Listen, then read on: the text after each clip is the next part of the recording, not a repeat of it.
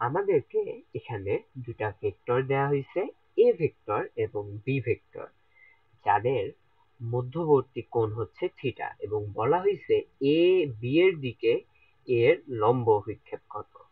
তাহলে আমরা যা জানি সেটা হচ্ছে, যদি কখনো লম্ব অভিক্ষেপ বের করা লাগে তাহলে এদের মধ্যেখানে যে কস আছে, যে কোণটা আছে তার কস, এবং পাশাপাশি যার লম্ব অভিক্ষেপ বের করতে হবে তাকে আমরা সামনে এনে তার মানটা বসাই দিই, তাহলেই আমাদের লম্ব অভিক্ষেপ আসে। এখন প্রশ্ন হচ্ছে যে কেন আমরা কস থিটাকেই নিব, এবং কেনই বা সামনে এই আসবে, কেন বি আসবে না? আচ্ছা, তো এই জিনিসটা বোঝার জন্য আমাদেরকে যা করতে হবে তা হচ্ছে বি এর উপর এ এর এই শীর্ষবিন্দু থেকে একটা লম্ব আঁকতে হবে।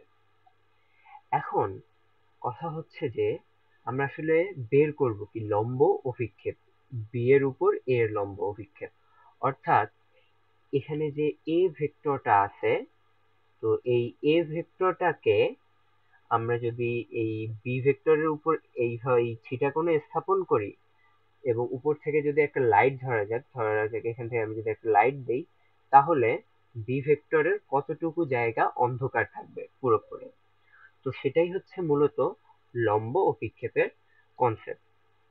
তাহলে আমরা যদি এখানে থিটা কোণের সাপেক্ষে মার্ক করি, তাহলে দেখব যে এটা হচ্ছে ভূমি, কারণ থিটা কোণের বা আমরা যেটাকে কোণ হিসেবে চিহ্নিত করি তার সন্নিহিত বাহুটা হচ্ছে ভূমি, এবং দূরবর্তী বাহুটা হচ্ছে লম্ব, আর এটা বাদে যেটা থাকে সেটা হচ্ছে অতিভুজ।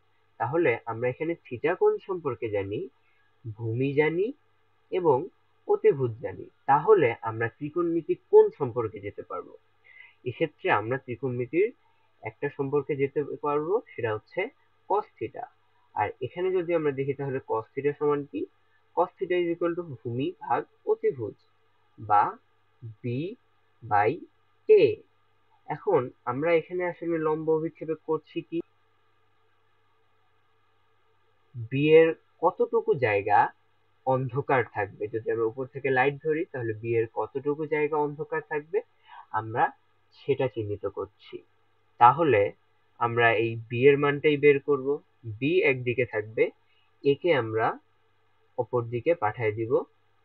ওকে, তো একে যদি আমরা অপর দিকে পাঠায় দেই তাহলে হচ্ছে কি, a cos theta is equal to b. আচ্ছা, তাহলে আমরা দেখলাম যে এখানে বি এর মানটা বের করতে a cos থিটাই আসছে। তাহলে প্রশ্ন হচ্ছে এখানে কেন cos আসছে, কারণ আমরা এখানে অতিভুজ সম্পর্কে জানি এবং ভূমি সম্পর্কে জানি, তাই cos আসতেছে। এখন প্রশ্ন হচ্ছে কেন a আসতেছে, b কেন নয়?